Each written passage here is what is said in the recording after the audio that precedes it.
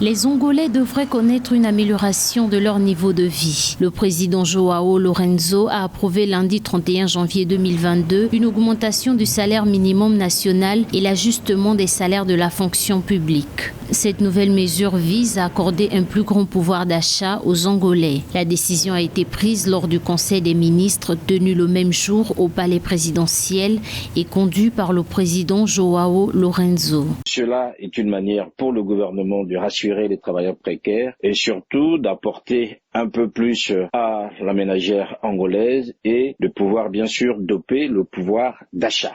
Le nouveau tableau fixe les salaires à 32 181 kwanzas et 15 centimes pour le secteur agricole, 40 226 kwanzas pour le transport, les services et l'industrie manufacturière. Quant au salaire dans le commerce et l'industrie extractive, il s'élève à 48 271 kwanzas. Dans la fonction publique, le montant est passé à 77 507 kwanzas et 59 centimes. On peut aussi le reconnaître que 2022 est une année électorale en Angola. Le Parlement sera renouvelé en août prochain. Donc, cette augmentation est une aubaine pour le MPLA. Et quand on sait que les hommes et les femmes qui vont bénéficier de cette augmentation constituent, qu'on le veuille ou non, une partie importante des électeurs qui votent pour le MPLA.